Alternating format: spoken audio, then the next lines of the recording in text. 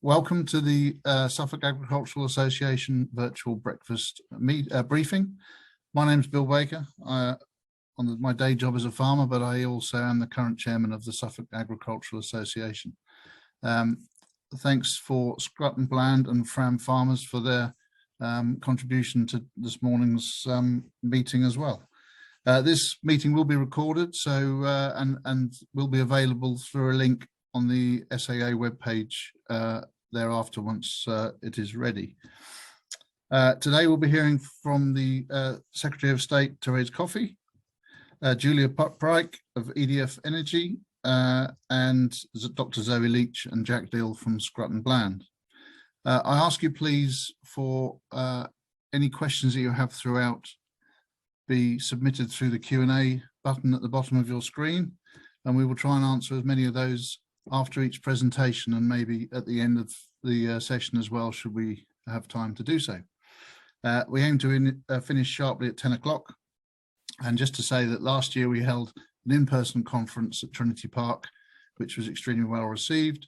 This year is designed to be just a quick punchy update, and in 2024 the plan is to go back to an in-person conference again. So if I may, we'll start please with a quick poll question so we can understand who is in the seminar. So if you'd be kind enough to grab your mouse and press the button now.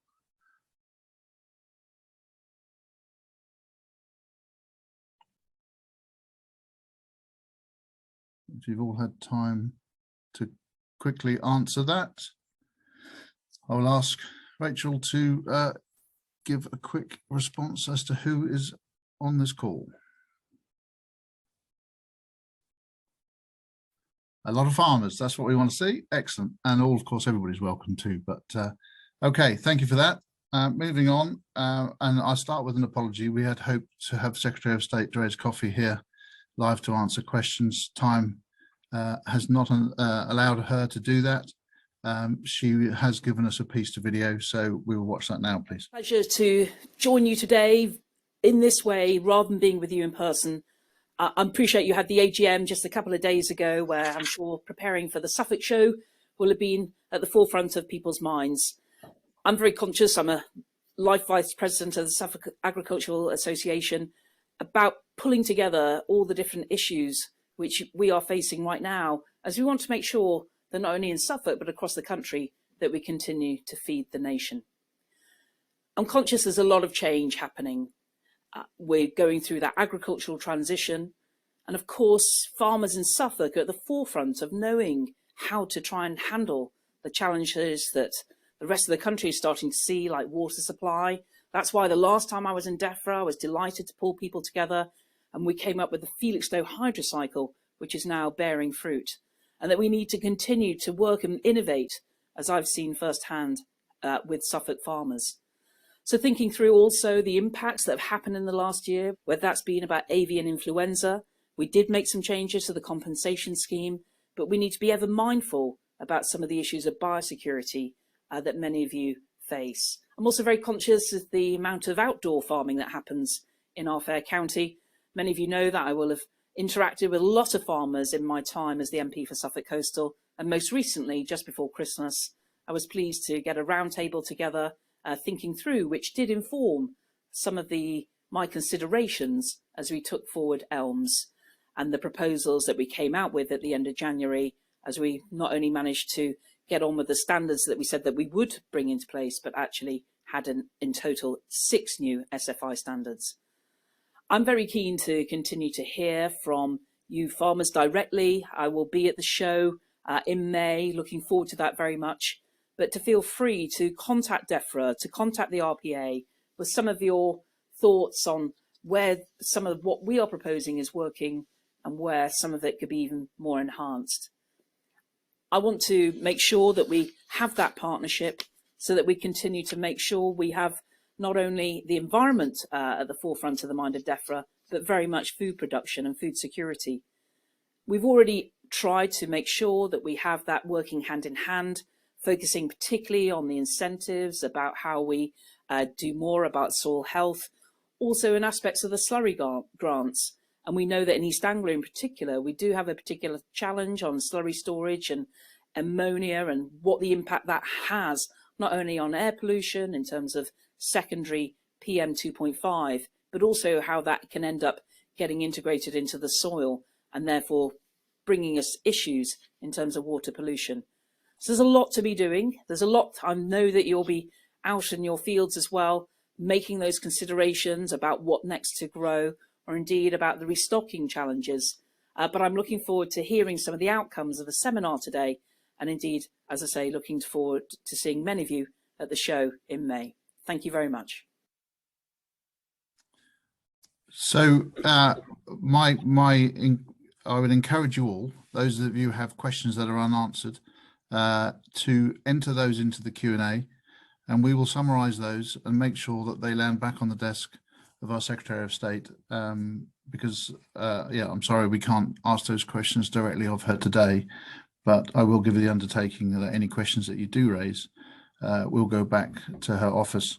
I'd just invite Dr. Zoe Leach, our NFU East Anglia Regional Director, just to comment, if she would, on what she's heard from the Secretary of State, please.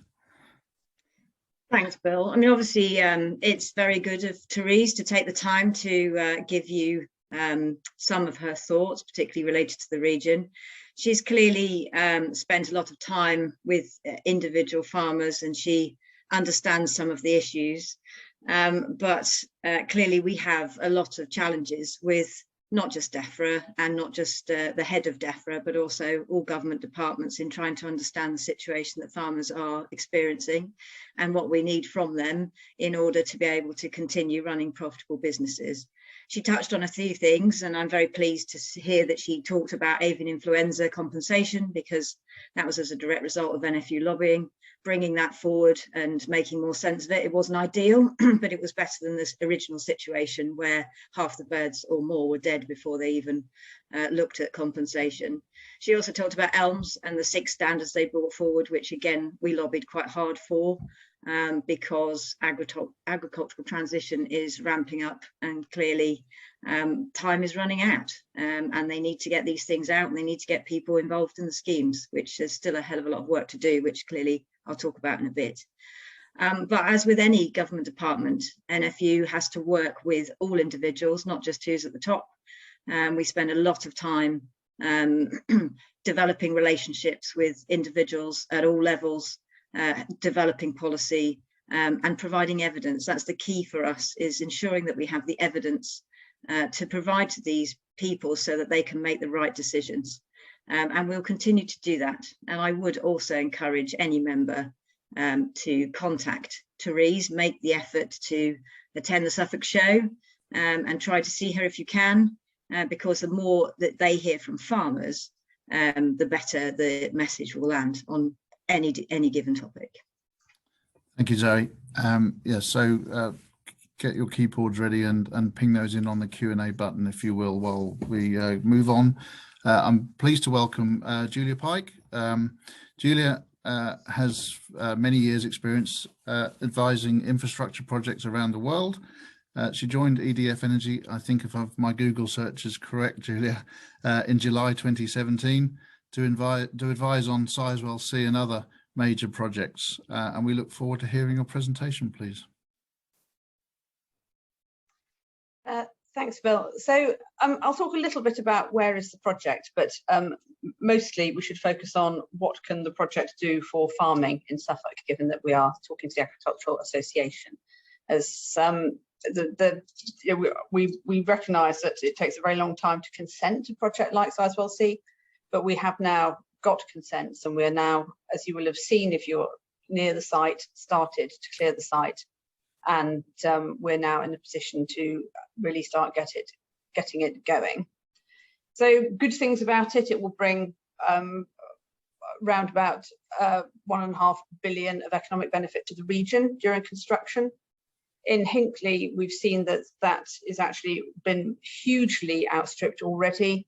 So I think they're now on well over 4 billion economic benefit to the southwest, resulting from Hinckley. Creates a lot of jobs and creates a lot of apprenticeships. So if I go through on the next slide, why are we doing this? We're doing this because we obviously need to have energy security, and we've seen the consequence of not having energy security from our reliance on, or not having sufficient energy security from our reliance on imported gas in the price rises that we've seen over the last year. And we need it because we need to decarbonise. And although the UK is doing fairly well in terms of decarbonising its mix, there's plenty more to do. And energy production is one of the most carbon intensive forms of activity in the UK, as indeed agriculture also has a big need to decarbonise. And the other thing of relevance to the farming community is that we have a very small land footprint. So you make an awful lot of power from a very small space, which means that we're not taking up food production land for energy production. So if we go on to the next slide. Where are we? We've started the advanced work. So we've been doing archaeological surveys. We've been looking for unexploded ordnance. And you'll have seen that we've started to clear some of the site. And you can see here the plan of the power station, which is essentially being built on what was lay down area when Sizewell B was built in the 1980s and 1990s. So we are aiming to start major construction next year, with the peak of construction likely to be around 2028. What governs the timing of our start of construction is a combination of fundraising, consenting, and government's policy choices. So we can go on to the next slide. There's a lot of press about Sizewell C's use of water. So the first thing to say is that the cooling water for the station, the big use of water, comes from the sea. We take it in, use it to cool the power station, and put it back out. But we employ a lot of people on site. We will be a water user, and so we are very committed to improving rather than making more difficult what we know is quite a stressed environment for water. We will build a temporary desalination plant for our own needs during construction, and that plant needs a future after it'd be mobile after we've got our main water supply, and that's that's something which should probably be thought about. There's a lot of talk about, including from us, about moving to hydrogen in Suffolk, and one of the things that hydrogen needs alongside electricity is water, and it needs pure water. So I think thinking about what is the future of this desalination plant is something on which we would really welcome views. Where would it be useful? And once the construction is quite well underway, then Sizewell C is paying for a pipeline to bring more water in from outside the region, which should improve the overall availability of water rather than harm it. We will also, of course, maximise reuse and all of those sorts of good things. So the environment, the reason that we're doing nuclear, and the reason, as Bill said, that I joined this project in 2017, is because we care about the environment and we want to produce a lot of low carbon electricity to reduce the impact of climate change. So we obviously go through an awful lot of technical consenting, and that's demonstrated that we deliver a net gain in local biodiversity of 19%. I think if people who live near the site have seen the land that we've created at Oldhurst Farm, that's a great example of what we can do on the 60 or so hectares there, which includes reed bed habitat. And once we've triggered the development consent order, then we will set up an independent environmental body to support rewilding and promote further biodiversity. And we are working with organisations like Wild East to make sure that what we do in the most environmentally sustainable way, and to encourage other people to do what they can to improve the local environment for wildlife.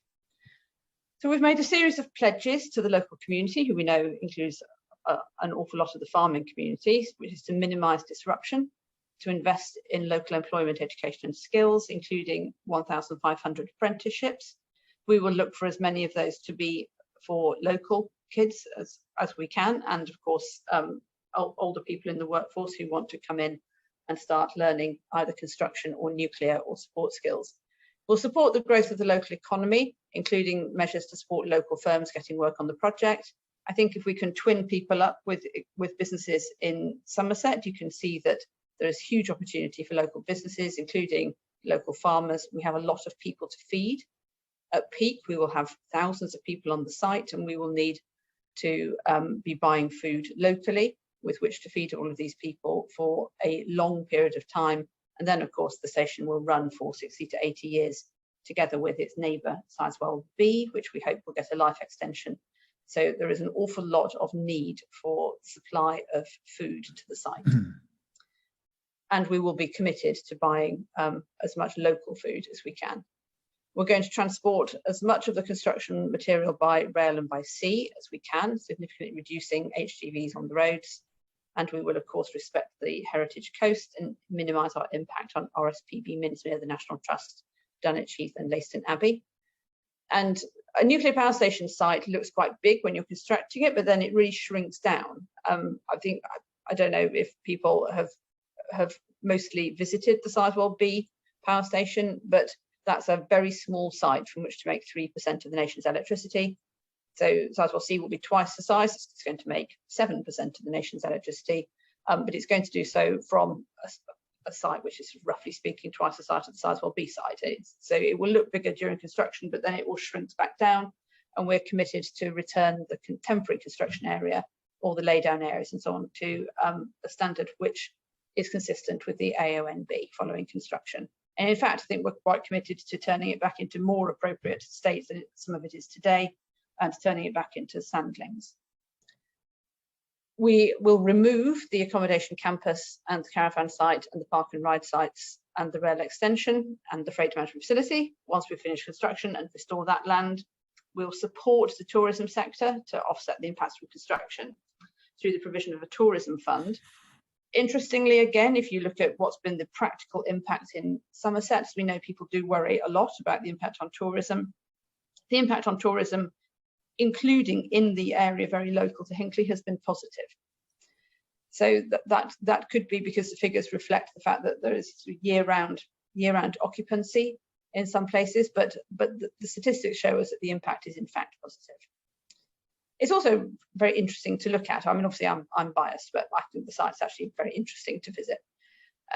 So we'll provide a comprehensive on-site occupational health service for workers so that we're not taking resources away from the local community's healthcare. We will require all our workers to sign a worker code of conduct, and we will enforce it. That's something we've done very successfully at Hinckley Point C. We know people can be worried about a large influx of construction workers. And we absolutely enforce good behaviour to our neighbours. And of course, construction workers are people, and they are a cross-section of society in the same way that the rest of society is. And construction workers on the whole are dedicated to doing a great job to build our net zero infrastructure. We're committed to enhance the economic, social and environmental wellbeing of local communities because we'll have a community fund. And as we've discussed earlier, we won't impact on the supply of water to local residents. So what's the immediate relevance to the farming community? What can we do? If we go on to the next slide, we are going to have a large number of buses to take our workers to the park and ride sites, and those are going to be hydrogen buses. So that means that we will be giving rise to the infrastructure for hydrogen fueling. Ultimately, we will have hydrogen filling stations, so liquid filling stations, and we will need people trained to maintain hydrogen vehicles. So if the farming community is thinking about moving over any of the agricultural vehicles from diesel to green hydrogen, we will be there to spark the creation of a supportive infrastructure for that. And we're very happy to talk to people about that. When will it start, etc. I think we're hoping to have literally our first bus fairly shortly, but ultimately we'll have 186 buses. And you can see from that we will need the infrastructure to support the use of clean fuel for heavy vehicles. We have a little direct air capture plant, which we are hoping to build on the Portland at Lowestoft. We're talking to our friends at Associated British Ports. And what that will do is use heat to capture carbon from the air, and that will make Sizewell C carbon negative. So Sizewell C is going to actually take out some of its heat before it goes to make electricity. And to give you a sense of the scale from building something like Sizewell C, if we took the 400 megawatt thermal that we can take out of the power station without any significant impact on the electrical output, and we put that through a direct air capture machine, that would offset the emissions of the UK railway industry today. It's a very large benefit. And I think as we move towards net zero, people are increasingly recognizing that we will need carbon negative technologies to offset carbon, which it's very, very difficult to eliminate from the way that we live our lives today. The carbon that we capture can contribute to the manufacture of clean fuels. We've said here for shipping and aviation, but I mean, for any clean fuels which intend to use CO2. We can provide clean heating. So we need to think, and again, would very much welcome views on where is heat most useful. So we know that there are a lot of commercial greenhouses in Suffolk, and if people want to talk to us about the potential to use some of our clean heat for commercial greenhouses, then do please get in touch. The heat from the nuclear power station is largely otherwise a waste product. So it's something which we're completely committed to finding the best uses for in the local area. We could use that heat to, for example, cool data centres. It sort of sounds counterintuitive, but we would power chilling with heat. And we are working with the Freeport in Felixstowe to provide clean heat and power. And as part of that, we will be discussing, would be part of discussions with the National Grid around the controversial topic of exactly where electricity connections are going and where needs to be powered. So, Bill, I don't know if the format allows for questions, but if people want to ask me anything, I'm more than happy. Or if you want to get in touch about the provision of food or other contracts, then please do. Oh, here are the questions. Julia, thank you very much for that. And I'm grateful to those that have sent in some questions in advance. And of course, the Q&A button is open. And thanks to Chris and James for the ones that they've already submitted for the Secretary of State.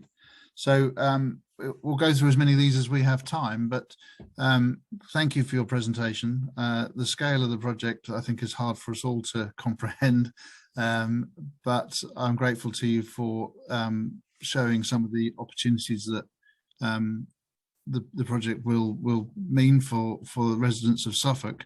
But clearly there are many of us that have individual concerns at how it affects our own business. And one in particular is around labour. The agricultural industry is already struggling to source the labour it requires, especially in the veg sector. And there's a genuine fear that you will rob our industry of some of our employees by offering large wages and attracting them away from our businesses, which are, those margins are already tight. So perhaps you'd address that one. I know you're doing great work, and the colleges, and speaking to the principals of the local colleges, are excited about the potential for upskilling people and educating the youth into projects that, or into skills that are required. But if you could answer particularly how you might allay some fears that you'll rob our agricultural workforce, please. So the labour rates are preset in a agreement with the trade unions. So we'll be carrying forward the equivalent of the Hinckley trade union agreement. So we won't be sort of engaged in ratcheting up wages in competition. They are what they are, as agreed with the trade unions. I think something where we can hopefully work together is that we will want to talk to the Home Office about the need in certain skill categories to bring in labour from overseas, where the UK simply hasn't got the available workforce. And I think maybe that's something that we can do in combination, because we essentially have a similar issue. What we mostly need is our largest need really is for skilled labour, so construction skilled very skilled welders, for example. We have less of a need for unskilled labour. We do completely appreciate the fear. So the union agreement is set, the labour rates are set, we're not going to ratchet up. And I think maybe we could look to work together in talking to the Home Office. We are increasingly encouraging government to think about this piece of infrastructure in its local setting. And so to look at issues like water, to look at issues like labour in the way they impact Suffolk, rather than more predominantly on a national basis. So if there is something that we can do together to talk to the Home Office about your fear that the project will tempt away your scarce labour, our fear that skilled labour in particular is scarce, then maybe a joint approach about what does this look like in Suffolk would be very welcome.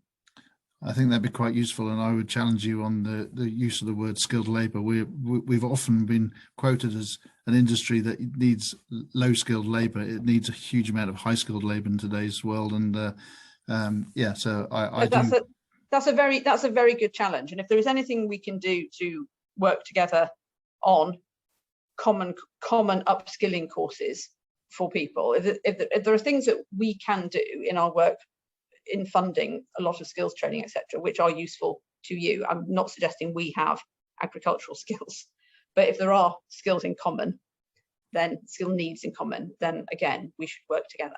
Thank you. Just a couple that have come in live, one from Giles Cooper.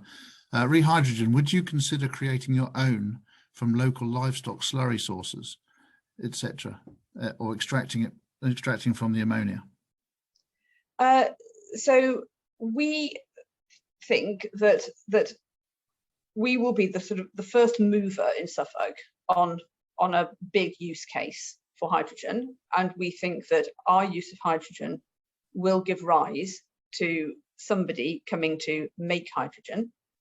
Whether or not that's us is partly a policy question for the government. Does it want us to be a nuclear power station which also makes hydrogen, or does it want us to make the use case for hydrogen and then contribute electricity and heat to somebody else with which to make hydrogen?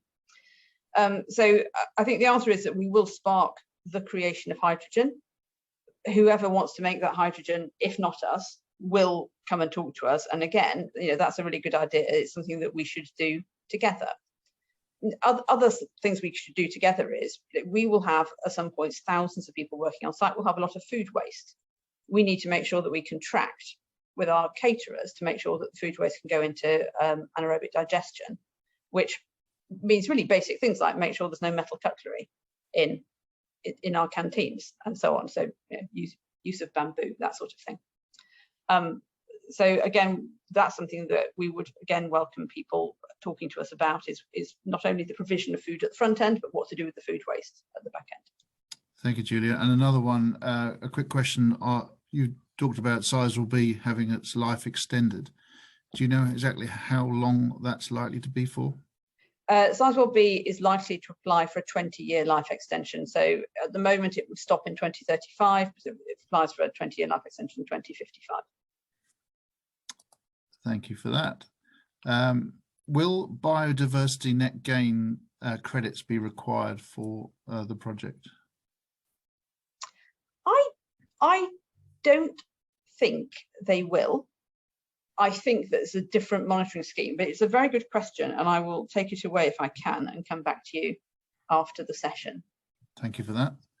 And another one, will we all get cheap electricity as local residents having to endure the disruption during the build of Sizewell C? Personally, personally, I think that's a really good idea. It's not in our control. Something we are working on, discussing with the government, this is not policy, it's something that we are interested in, is the idea that because Suffolk is short of water, and therefore a lot more water will need to be produced using electricity, whether or not it's effluent reuse or it's desalination, as well as trying to bring in more water from elsewhere and being efficient with the use of water and so on. We are interested in being allowed to provide lower cost electricity to the water companies in order to reduce water bills. which would be a regional benefit. And one reason to do that is because it makes sure that the benefit is regional, whereas there isn't a regional approach to electricity in the same way, which makes it easy.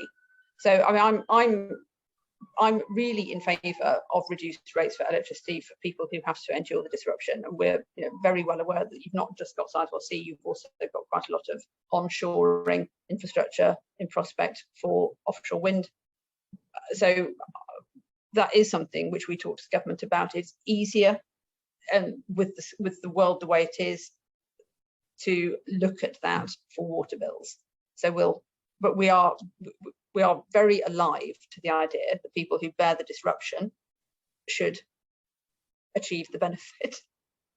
And that discussion will be ongoing throughout the project, will it? Because obviously, things will come to light as the project goes on, and different challenges will be faced. And that dialogue, will you commit to that dialogue throughout the build project? Yeah, definitely. We're very keen to have very frequent dialogue. We've actually got the senior government official responsible for the project, with whom we work very closely. He's going to come to Ipswich with me, and if Bill, if you or if Philip want to come and talk to him and me there and set up regular dialogue, we're very, very pleased to do that. Thank you. We can only build this with the effective consent of local residents, and we're very aware of that. I think that commitment to communication is key, and I appreciate that you have made that commitment to the community. I hope that will be well received. Before we move on, just a quick question, and something that I personally fear is that because of the demand for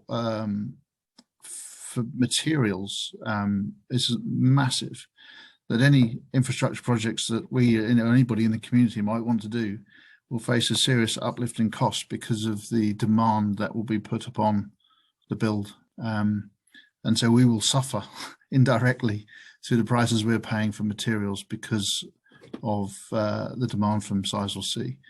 I'm not sure what you can do about that, but it is a genuine concern that I've heard elsewhere, and I fear it myself.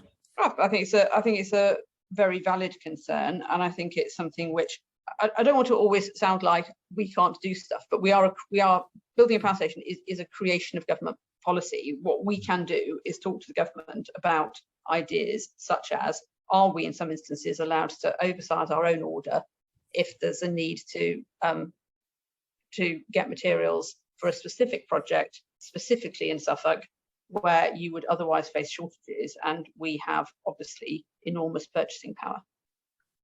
Thank you, Julia. Well, Julia, hopefully you'll stay with us and answer any further questions that come through. Thank you for your insight into the project and the work you're doing to communicate with us all.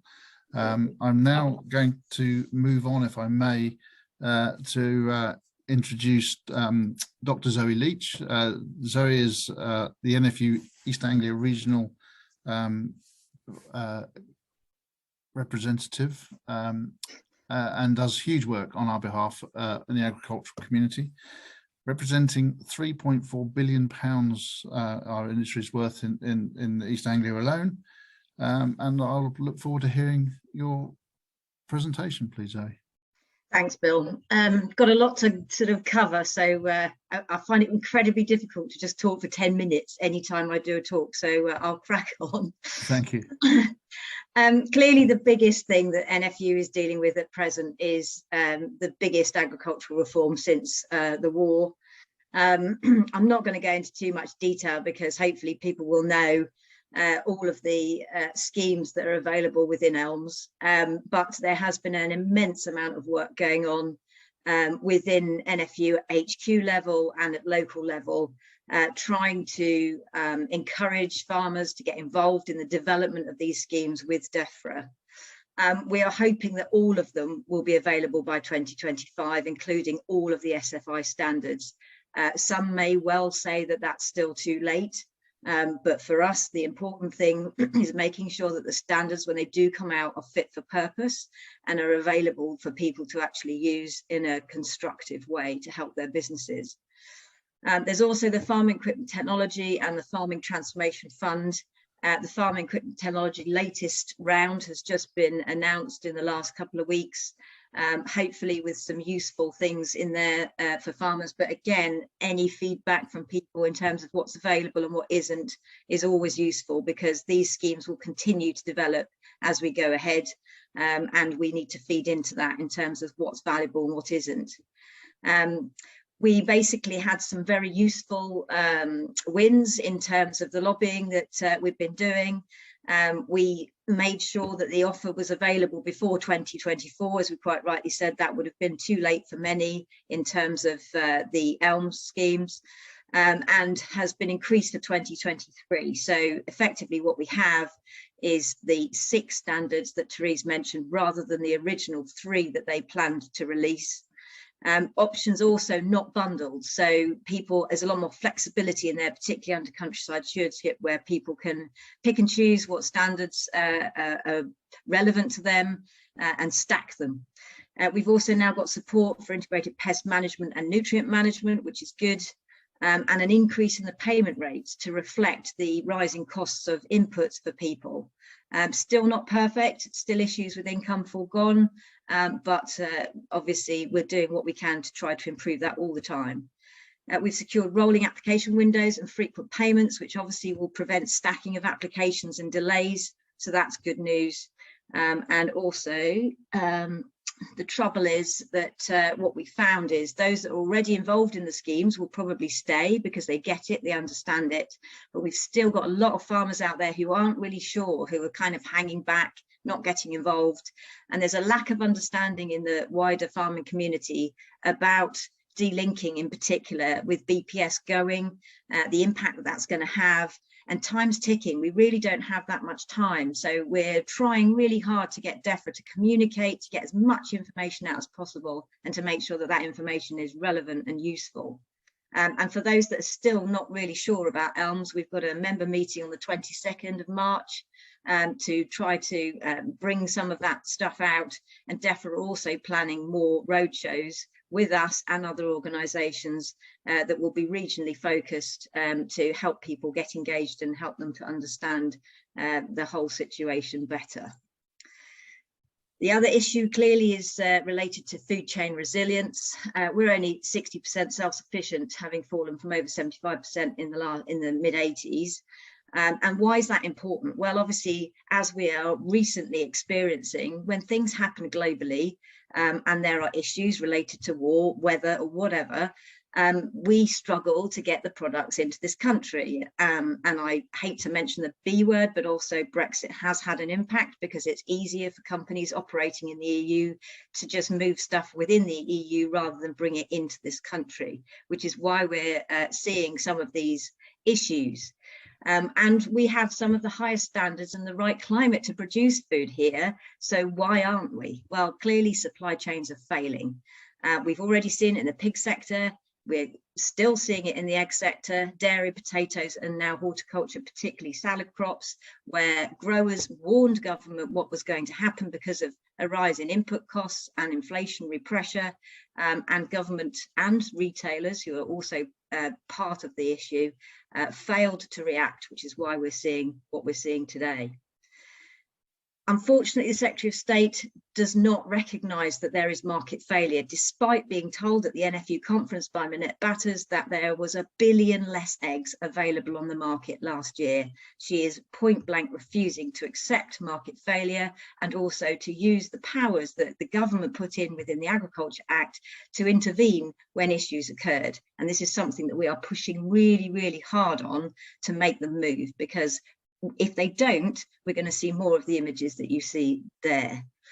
And the review of the grocery code adjudicator oversight is also concerning. Currently discussions to move oversight of the GCA into the CMA. And if they do that, then unfortunately we won't have quite so much in the way of teeth that the current GCA has when it comes to holding retailers to account. And that concerns us greatly. And obviously, we can't rely solely on imports. This is something that we have to dissuade the government from assuming that we'll always be able to just import what we like and it doesn't matter what we grow here.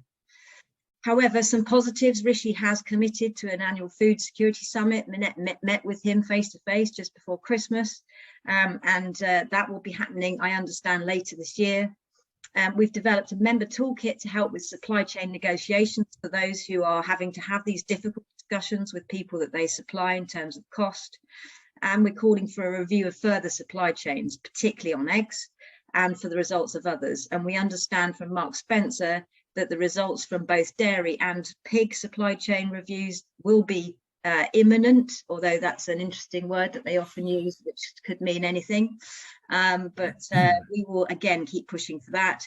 And we've launched a food security campaign with the public, which has already got over 30,000 signatures, largely about support for British food. Another issue is on energy. Clearly, the Russian invasion of Ukraine has had a massive impact. And although gas prices have now dropped back down to where they were pre-Ukraine war levels, they did rise from about 130 pence per therm up to over 600, which was quite eye-watering for many. And we're still seeing the ramifications of that many months on, with people having bought really high in terms of fertilizer. The energy intensive sectors that specifically protected cropping, pigs and poultry aren't recognised under the ETI scheme, which is unfortunate. Fertilizer production and other things, including dairy, some dairy processing and other useful things are included, but our sectors aren't. So we've been lobbying, trying to increase those and include those under the scheme. We have the energy bill discount scheme will replace the current energy bill relief scheme from the 1st of April. And we're asking for a review of that scheme so that if and when energy prices do rise, there can be changes made to support essential food producing sectors, as they've not been noticed before. And we've got support for those off-grid, which basically means anyone who is on domestic heating oil, for example, now receives additional support to those that are related to the grid. And there's further support impacts on food production that are expected, particularly small businesses. So we keep lobbying to try to help those individuals from protect them from the worst of the energy price changes. On infrastructure, there's a lot going on in this county and in this region. We've got the National Grid East Anglia Green Pylon project, which is being developed to reinforce high voltage power network in East Anglia between existing substations at Norwich Main in Norfolk. It will impact on Bramford in Suffolk and go right down to Tilbury in Essex. They're effectively using it to connect new offshore wind generation. But the issue for us is, why are they not going offshore? And we've been pushing very hard, using MPs locally and various different government departments to encourage National Grid to seriously look at alternatives, as has happened in other parts of the country. We've got road widening going on, which obviously impacts on members whose land is nearby, particularly those that are impacted by development consent orders. And we've got the Anglia Water Reservoir project. Now, obviously, it's very, very important for us to look at water conservation and to try to be resilient going forward. But we do have members that are directly impacted, which we're supporting. But we're also making sure that Anglia Water is thinking very closely about where the reservoir is going to be put, but also critically the purpose of the water collected, to ensure that at least some of the water will be available for agriculture and not just go into public supply, which is currently the plan. The ARC Rail proposal is another, the rail scheme to establish a link between Cambridge and Oxford. Stage 2 apparently in process currently, which is the Bedford to Cambridgeshire link. And always population hub growth continues. The urban sprawl continues everywhere you look, houses being built all over the place. And the key for us is there isn't a cohesive land use strategy currently that looks at all of these infrastructure projects and ensures that there isn't the sort of cumulative effect, doesn't have a negative impact on the local area. And it's something that, again, that we're pushing on. Already mentioned water, which is critical, particularly in this region, and there are multiple challenges that are facing farmers. We're still in drought, and this clearly impacts on what's grown, so further links back to food security. And there is competition for water, for growing food versus the public water supply. We've got increased controls on use, particularly over abstraction and irrigation. And again, another thing that constantly gets forgotten is coastal erosion, which is largely under-resourced, which leads to increased flooding risk in particular areas. And the dual problems of drought and flooding need a comprehensive suite of measures to manage water at a national level, which will require significant infrastructure investment to move water from areas where there's plenty to areas that are needed to be supported by increased interagency working. And that's quite a challenge. Water quality is just as much of an issue as water availability. We're still trying to understand the impact of legislative challenge following the Harris versus Environment Agency judicial review in Norfolk. There'll be further impacts there in terms of abstraction and how they give out licenses. The Wye Valley is also another example where a judicial review is likely to be brought, which will again impact on how the Environment Agency manages availability of water. And there's also the impact of interpretation of legislation. Farming rules for water will be back, and Therese Coffey has made it very clear that after she's dealt with the water companies, she'll be back to the farming. So we need to be ready for that with evidence and information that can help change their policies. And things with the environmental permitting regulations, abstraction licenses will come in, dairy beef are being brought in under EPR. All of these things will have an impact on our members. But the NFU's developed an integrated water management strategy, which focuses on how farmers can best improve their resilience to water-related risks, as well as proposing constructive ideas about how our resources should be managed in a more holistic way. The recent importance of water for food cannot be underestimated. But we've also been engaging with Water Resources East from the onset and have managed to be able to secure the inclusion of an agri-water resources management plan within that, because prior to, agriculture didn't even feature in WRE's plans, which I think is quite a significant win. Very quickly, labour. Lack of labour, as we've already discussed, is a significant limiting factor to many businesses, not just in this region. And we're very busy collating evidence to demonstrate the need, particularly for seasonal workers. DEFRA Farming Minister Mark Spencer confirmed at the NFU conference that there would be 45,000 visas this year with potential for more if needed. A seasonal worker scheme wage will be replaced by a national living wage, and workers will be given a minimum of 32 hours a week, really just to encourage them to come here and stay here. Automation, as we've talked about, is definitely coming, and there is funding under the various different schemes at present to try to encourage people to buy into it. But it's still, if you speak to many growers, 10 years off before it's very commonplace. So we need to plug that gap. We need to develop education and career paths for new entrants to make agriculture a career of choice for young people and people changing their careers, and look more at role flexibility and worker welfare. A lot of these jobs have very difficult shift patterns that can be reviewed and looked at to encourage more family-friendly policies. And finally, animal health and welfare, which I can't ignore. We've just had the largest avian flu outbreak that the country has ever seen, and the large percentage of those outbreaks were in East Anglia. There've been today, up to last Friday, 174 cases in kept birds, 817 in wild birds. And the key issues on vaccination, insurance and timely compensation are still very much at the forefront in what the NFU is trying to do.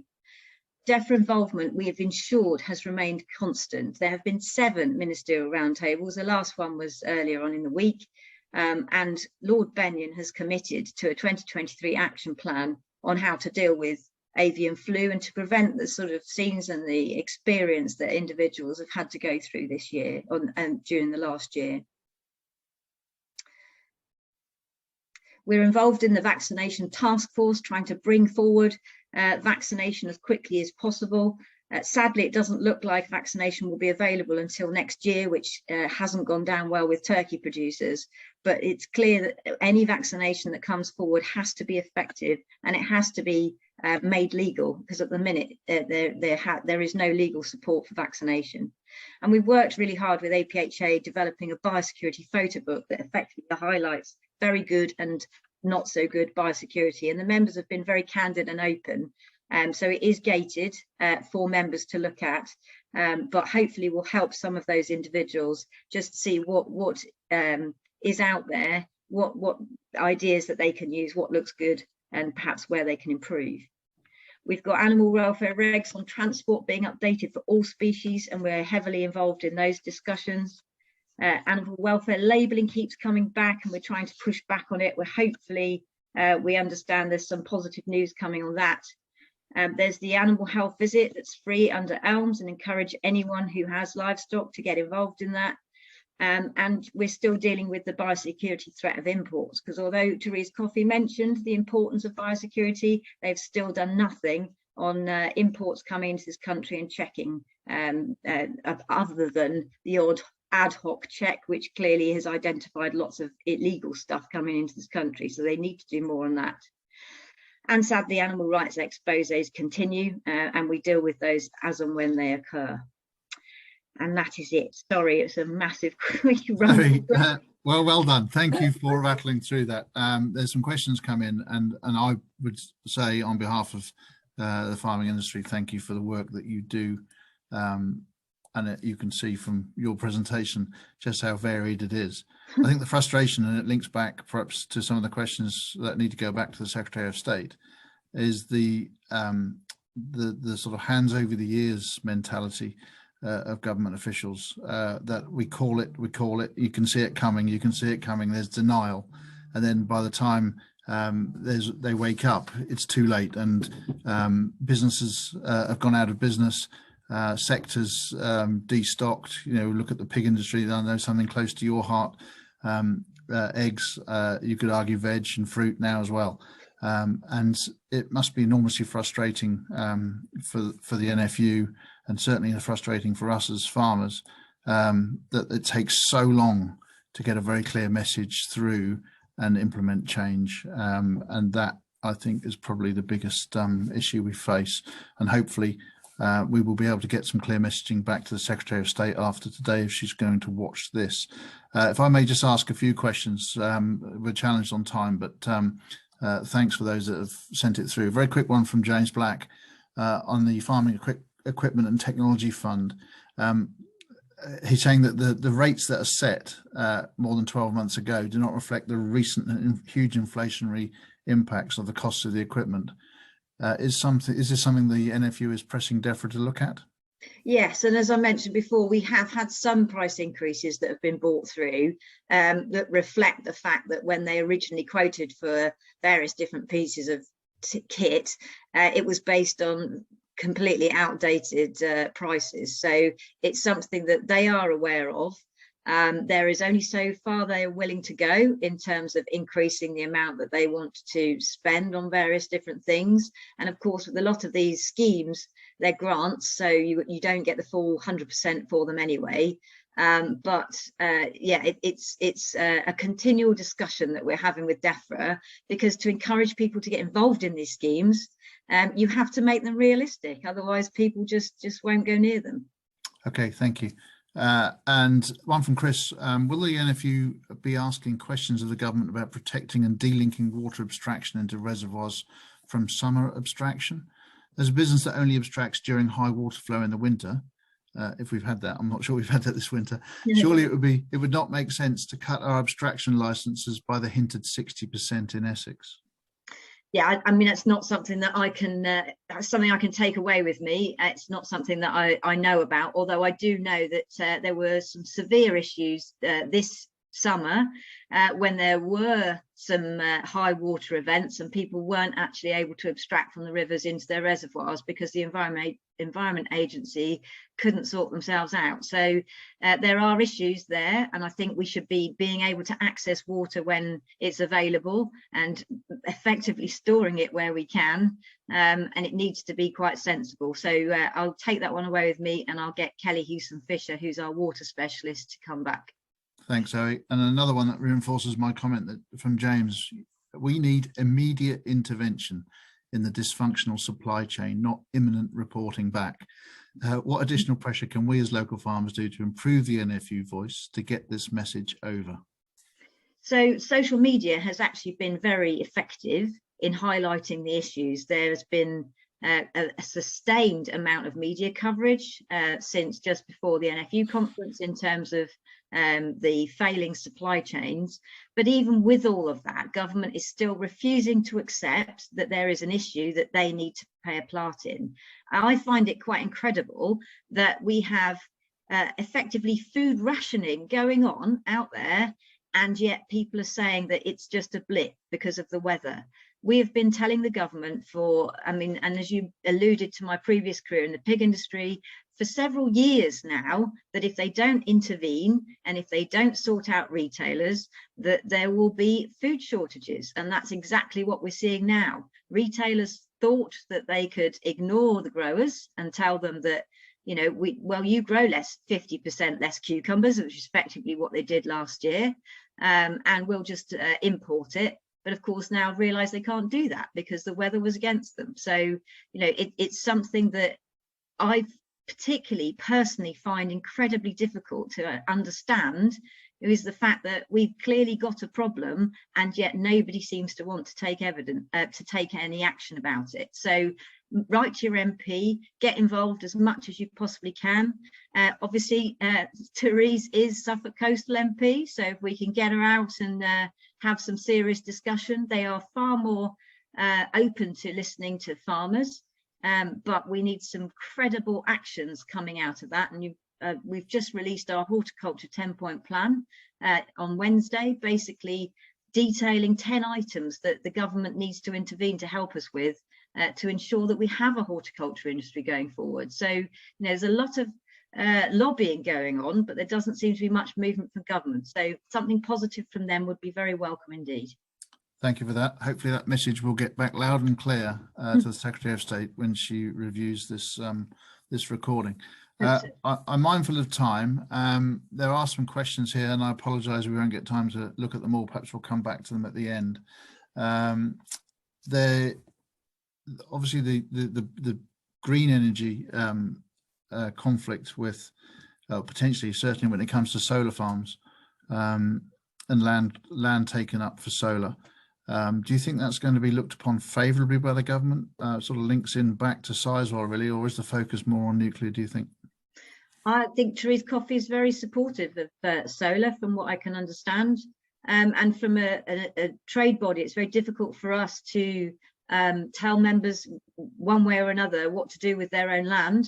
But from what I understand it, government is supportive of solar farms going in. For us, it's more about making sure that you know, it's the right type of land that it's going on, and it's the right area that it's going into. But yeah, it's quite a difficult one. Thank you. Okay, in the interest of time, I need to move on. Hopefully there'll be some questions at the end as well, Zoe. Thank you very much for that. Move on to our next section and introduce Jack Deal. Jack, I think, is going to start with a poll, but Jack advises on privately owned businesses, particularly farmers, landowners and diversified rural businesses at Scrutton Bland. He specialises in business and family strategic planning, capital gains tax planning and digital accounting. Over to you, Jack, please, with your poll. I believe you're starting a poll. Yes, if you could get on your mouse and answer the questions, please. Thank you, Bill. The first one's a quick yes or no. The second one, I believe you can tick as many boxes that apply. Yeah, we'll leave that there for a minute or so. Just by way of an agenda, while you're all pondering that, I'm just going to give you some thoughts today around the upcoming budget. talk a little bit around green initiatives and then link that to possible future capital tax changes. So we all know we've got a budget coming up on the 15th of March, and as an advisor, which this probably sounds really sad, I've always enjoyed a good budget. Last year, however, we had a new Chancellor come in, Jeremy Hunt, and he came in off the back of Liz Truss and Kwasi Kwarteng's crazy period, if I can call it that. And he emphasised at the time a need for calm. So he, and at the same time, was trying to prove, and still is, along with the Prime Minister really, that they're more than just caretakers of their roles, and also trying to take the government out of headlines for the wrong reasons. So the budget in 2 weeks' time, I'm not expecting to contain lots of big, exciting, attention-grabbing headlines. If we think briefly just about what the government needs to do, and to name just a few things, they've committed to reaching net zero by 2050. They want to, or need to, reduce waiting times in the NHS. We all need to be able to get GP appointments and to get our children into schools. The trains and the road networks need to be running effectively, and the population needs to feed their families and warm their homes. So there's quite a lot of challenges there. Everything that I listed costs money, and the government have got limited tools in terms of tax to meet those challenges. The Chancellor's under pressure from his party to introduce immediate tax cuts, but he's already suggested that these won't come in on the 15th of March. Further outright tax rises, I think, would be resisted by his party. We're already at the highest tax burden for many years, so that seems unlikely.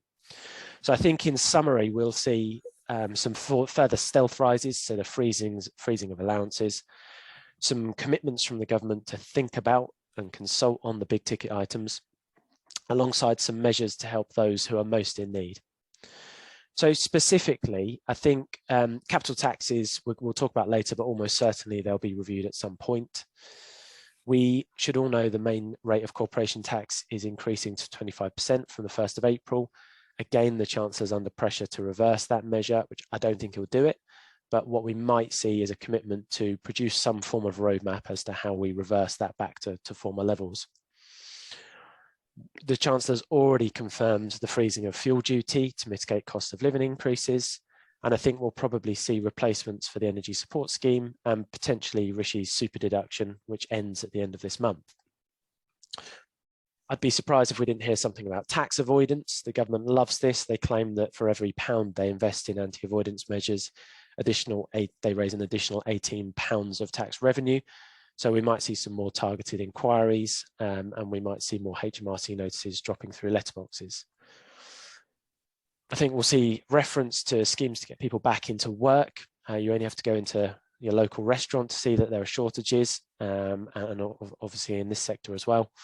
There's estimated 6.6 million people of working age not currently working, so potentially measures around reduced national insurance contributions for returning workers, more flexible pension rules. And I don't think we'll see any changes to expensive items. For example, the high income child benefit charge and the nil rate ban for IHT. The thresholds for those measures have been in place for more than 10 years, and it would cost the government a fortune to bring them up in line with inflation. So I don't think we'll see that. So just to conclude on that, I think we're not going to see anything controversial, probably more freezes than giveaways or obvious rises. And lots of consultations, some of which will probably take us beyond the current government's term in office. To move on to green initiatives, and just to take back over the green credentials story as I see it at least. So this was originally all around small scale disruptors doing things differently because they believed in helping the environment. Green credentials started to gain popularity and gain traction. And the advent of social media helped that for sure, alongside the climate change conversation, and big companies started to address their positions. And some genuine actions have been taken, but that's alongside a hell of a lot of offsetting, so buying carbon credits. And next time you hear someone, a big business at least, say that they're carbon neutral, and you think, well, how can that be possible? It's likely that offsetting has played a role in that. So those same big businesses are now using environmental measures to assess and choose their customers and suppliers. So we're aware of certain large restaurant chains only dealing with suppliers that are able to demonstrate they're improving their impact on the environment. And banks as well, lenders are using environmental credentials to assess the risk of customers. But for farmers and landowners, I see the three main challenges around green initiatives being incentive, accessibility, and timing. And one of the big concerns that still exists is around whether it's too early to be selling rights to land and whether owners should wait and see how markets develop. And my view is that whilst the markets are becoming clearer, if that's something that makes you nervous, then it's something you should pay serious consideration to. And it remains the case that there's always risk attached to giving someone a right over your land for a 20, 30, 40-year period. In terms of accessibility, well, the market for items like carbon credits and carbon units are being much more accessible. The assessment tools are much better, and the access to valuing and selling your actions are much better. There's much better understanding of things like biodiversity net gain, woodland carbon units, and we're seeing many more people entering into agreements. But I think incentive is still the big challenge for landowners and farmers, and there's some real serious questions that need answering here. So for owner-occupiers, this is a bit clearer. If you own the land and you want to introduce practices that are better for the environment, you can get rewarded for doing so. But what about tenant farmers?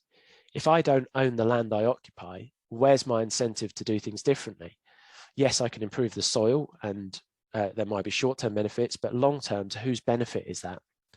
Similarly with land under contract farming agreements, if I don't own the land, I'll need some incentive to take the actions required to improve my impact on the environment. And it goes beyond cropland and soil improvement. If you take woodlands as an example, mature woodlands are good for the environment. But if I'm already actively managing those woodlands, my scope for carbon improvement is limited. So where's my incentive to do anything differently?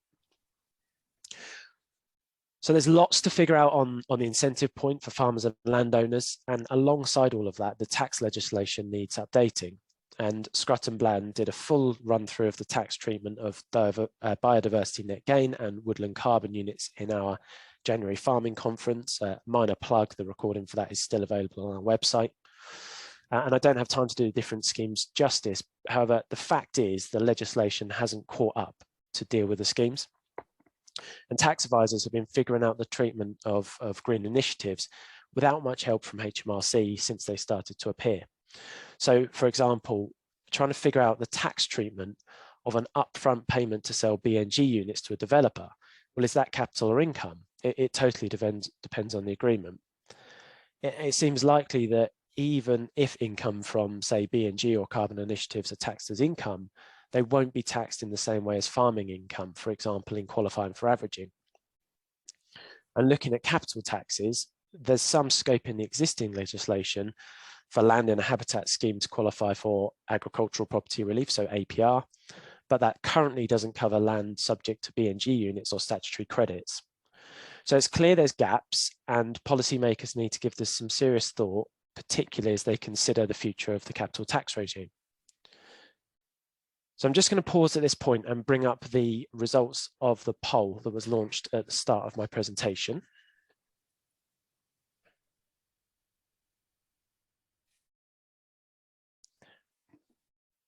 We asked whether people had considered restructuring their business in the last 3 years, and then for what reason further down. And I think what that shows is that more people have than haven't considered restructuring their businesses. And I think the takeaways there really are, we should all be considering whether our businesses are fit for purpose, our structures are fit for purpose. Consider how exposed you are to a tightening of capital gains or inheritance tax rules, and consider working with your advisors whether you're presenting your businesses in the most effective way with all of those things in mind. So I mentioned earlier that it's almost certain capital taxes will be reviewed, either in this government or the next.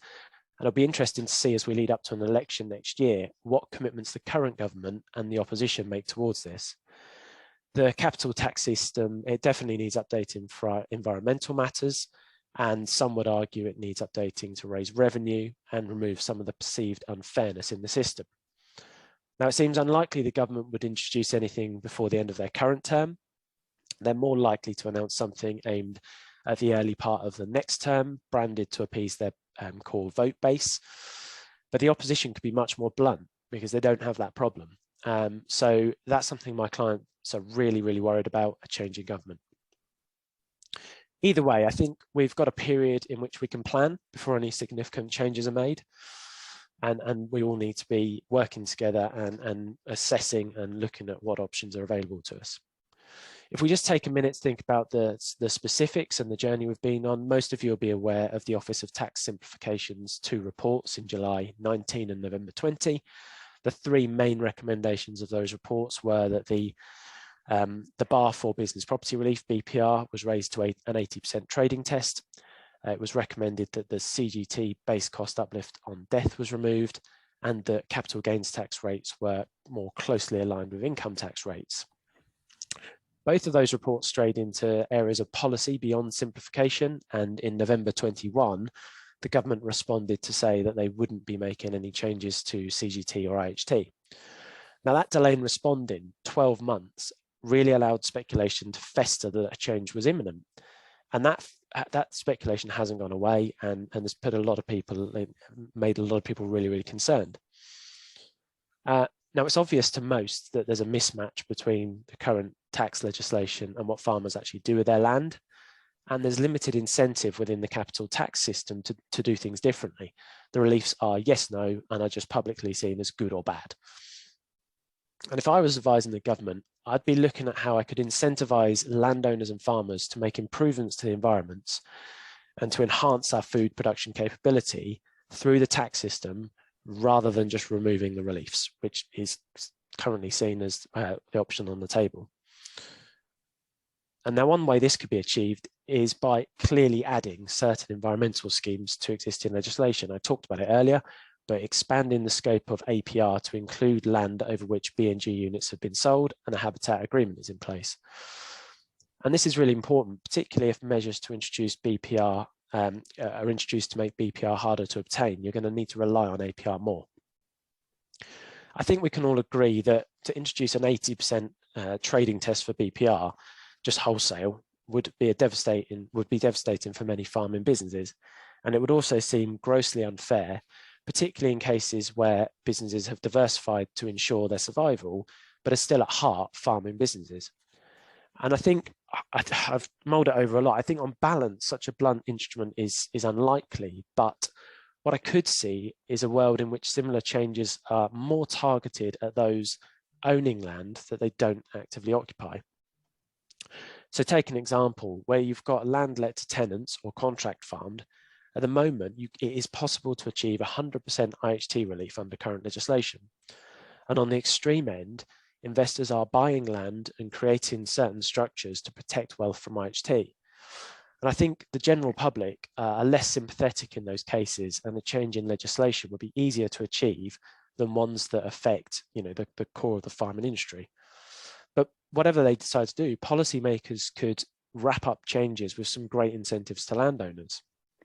So if you carry on with that scenario, if you think about if you own a farm or own land but don't farm it, landowners could be incentivized to work with their tenants and improve the environment through the tax system. For example, 100% APR could be made conditional on you having taken certain environmental steps or entering a certain amount of land into environmental schemes.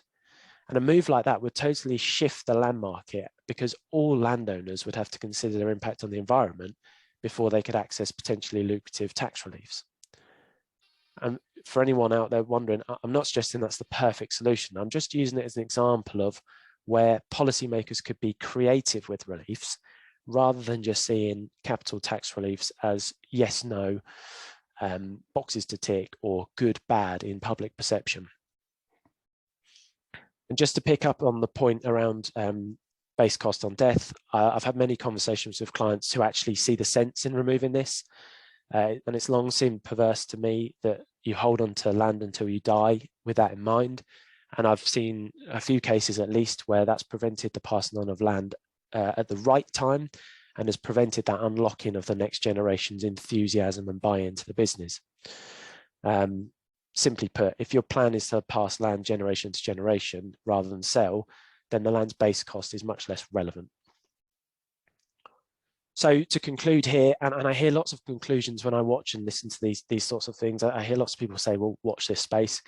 It drives me mad. I'm not going to do that. I think I would urge you to not watch this space, take action, assess whether your structure is fit for purpose, create, if you've not already got, a 5, 10, 15, 20-year business and environmental plan, and work with your advisors to constantly review and update it.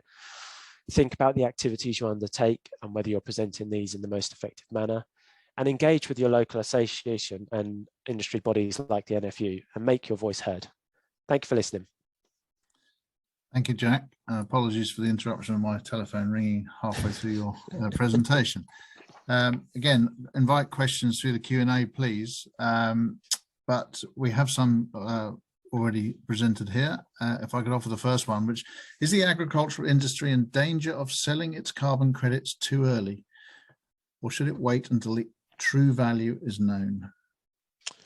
Yeah, I mean, I touched on that in terms of timing. I think the answer is probably yes, but it's like all of these things. You have an opportunity and it has to be right for you. You weigh up the risk and reward, and at a point in time it becomes appropriate for you, and what someone thinks is too early and too cheap is going to be different to someone else. Yeah, thank you. And you touched also on the carbon credit income being taxed. It's the fear of the unknown and making changes. You reference the diversified farming businesses thinking they're doing all the right thing to support their business, and then suddenly potentially having the threat of the tax regime changing and working against all that they've tried to achieve. It's massively frustrating for an industry trying to second guess what might come around the corner, and none of us know, do we? That's in essence the problem. Yeah. I mean, I don't recall a seminar I've been to in the last 3 or 4 years that hasn't had diversification in the subject matter, and yet those diversifications might, in some cases, with a change in tax rules, come back to be a longer term tax problem, and that's been driven by the encouragement of government. So it's to make informed decisions, you do need to know some part of where you're going, and that has blocked some decision making over the last few years. And with regard to the R&D tax relief, the scheme's changing. Yeah, individual businesses going to be eligible for revised schemes? I'm at risk of stepping into someone else's expertise here, but as I understand it, the rates are changing. So the rates of relief are going to be slightly lower for small businesses and larger for large businesses. There's going to be an extension to the costs that are included and a refocus on activities carried out in the UK. I think the main question really is, are farming businesses eligible? The answer is yes. There's nothing to prevent them from being eligible. You have to do something, broadly speaking, that makes an advance in science or technology. So there's a big difference between being the first person to do something and trying something out and it advancing your industry.